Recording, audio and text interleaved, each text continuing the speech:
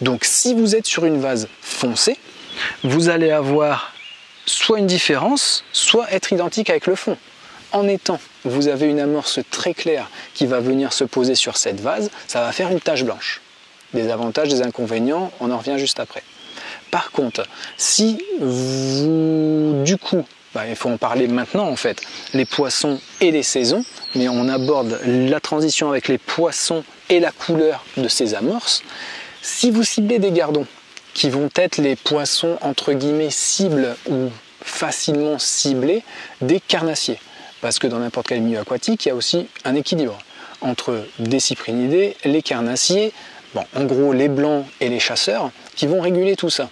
Mais si on cible, généralement quand on pêche au cou, une population de blancs, on est d'accord, de la blette, du gardon, du rotang, de la tanche, de la carpe, tout ça, on ne va pas forcément avoir envie de faire au cou, même si ça arrive plus en canal ou en rivière, des pêches de perches qui peuvent être exceptionnelles.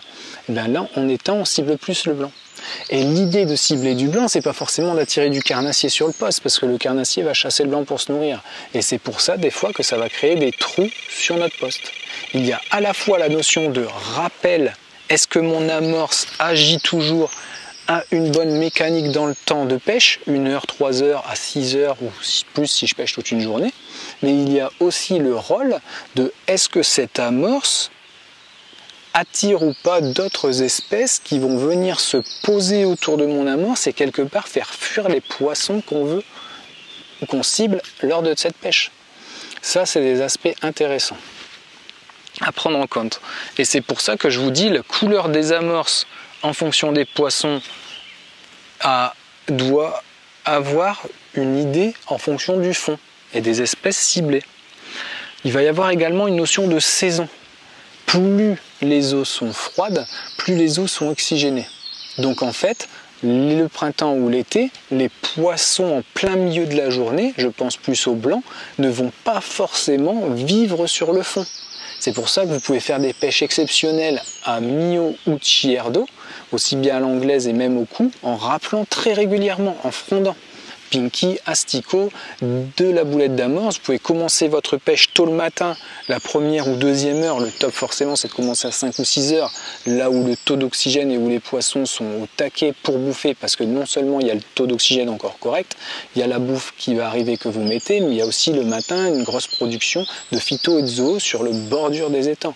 Donc si vous pêchez la berge opposée où les premiers rayons sont frappés, c'est là où il y a les productions, que vous êtes là-dedans, les blancs sont déjà là tous les matins, que vous proposez votre amorce là-dedans, à ce moment-là, c'est parfait, les poissons vont venir sur votre amorce.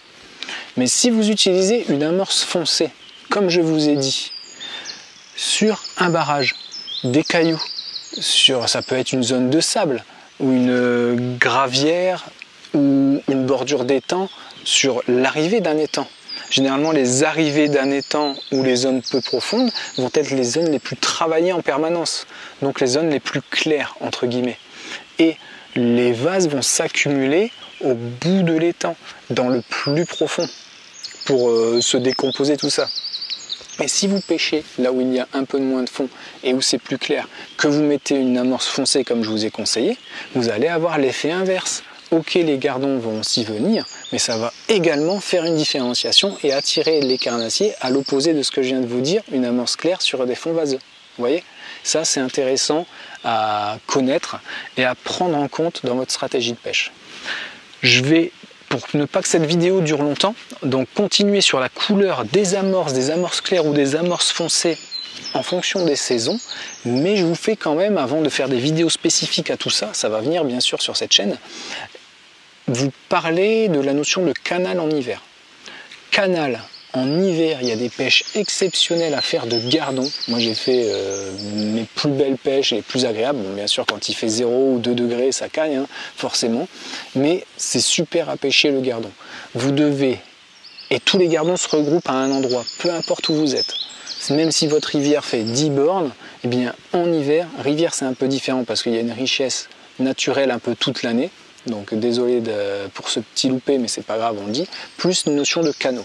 Vous avez un canal de 5 bornes DBF de 10 km ou de 30 km, forcément dans ces canaux, il va y avoir des zones où c'est plus profond. Peut-être que votre canal fait 2 mètres sur 3 km et qu'à un endroit, il y a une barge, un quai, une darse, un ancien quai de déchargement, ça c'est le top, qui va faire 4 mètres. Ben, ne cherchez pas l'hiver, il faut aller pêcher là-bas. Tous les poissons se sont regroupés là-bas.